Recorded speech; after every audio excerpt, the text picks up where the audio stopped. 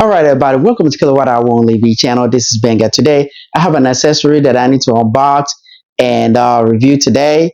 And the company reached out to me. It is called Zanch. That's what the company is called. They reached out, the representative reached out to me to review this item. So this is NACS to CCS1 adapter for my electric vehicle. So I will be using this a little bit different from the ones that I've been seeing out there. So it is different. You guys will see it. I'm sure you probably guys already saw some of them on Amazon store. So yeah, you can check that out on the link in the description for the Amazon store.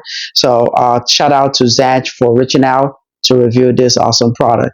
If you're an EVAC manufacturer or accessory sales representative and you want me to review your item, please reach out to me. KwhOnlyEv@gmail.com.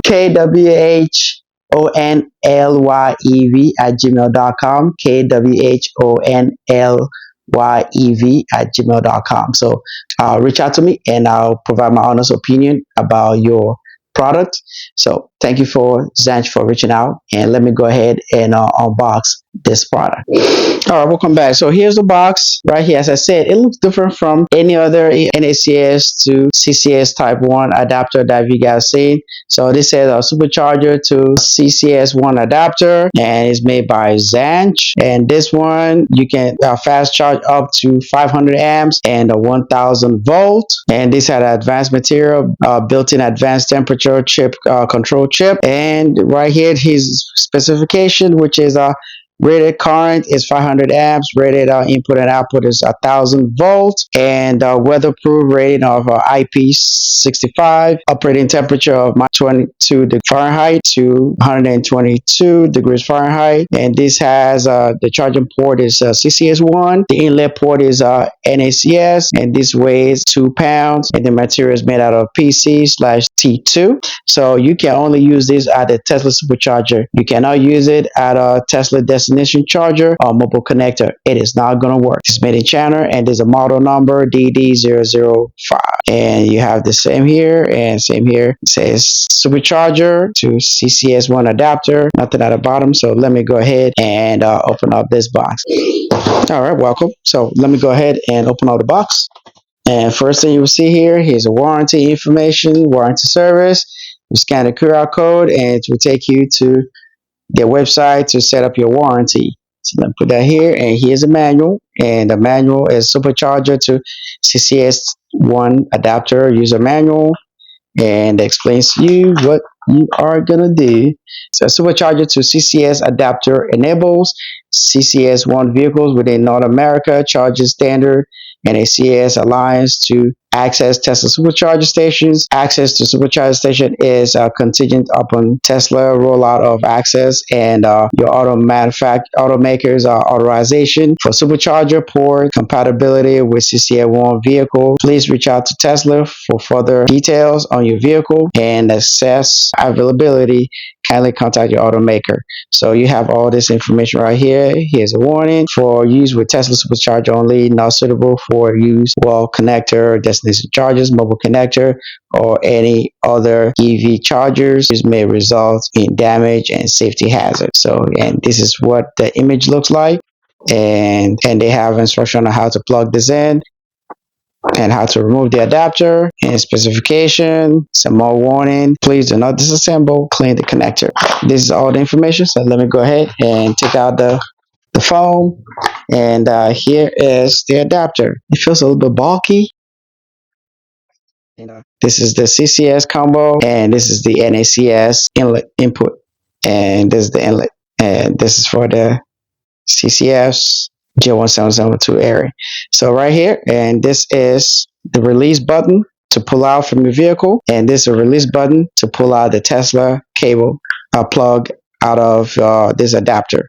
So I am going to be going to put this on my EV9, and here are more information right here. And actually it says this exclusively compatible with all Ford and Rivian EVs, but I will try and put it on my EV9 to see if it fits as well. So stay tuned for that. And right now, Tesla Supercharger is not activated, but as of today, I believe I saw on a Facebook forum that so there are some forum members that were able to charge their EV9.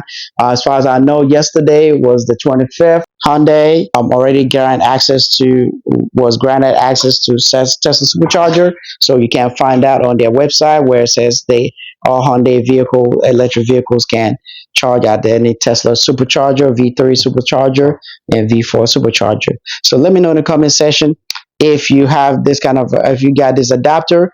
I'll put the link in the description on how to purchase this on the Amazon link. So let me know in the comment section if you purchase this and what you think about it. If you like it, is it different from the other ones competitor that are out there? Let me know in the comment section. All right, so I decided to conduct a voiceover recording it on this video. So as you can see, I was pushing the adapter into my EV9, and I tried multiple times. Actually, I went there a week before that because I had this adapter. I just want to try it out just to make sure everything works. I'm assuming it worked. The Tesla switch, I had access to supercharger. I wasn't sure because the week that I heard the rumors that we have access to EV9.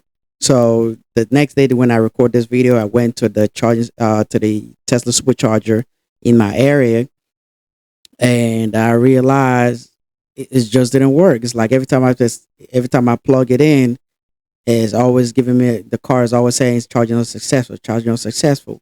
And I also tried, just to let you know, I always use the what do you call it, the A to Z adapter that I had.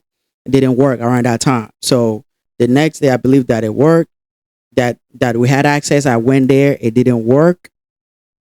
The adapter, the Zanch adapter still didn't work. And I realized, and I talked to the representatives, like, this is way too wide. It couldn't fit inside my vehicle, and I'm not going to try use it because I don't want it to damage my vehicle. So I just want to let you guys know the design is way too wide. And I told them, like, hey, according to the adapter, it stated that it is exclusive made for Ford and Rivian vehicle.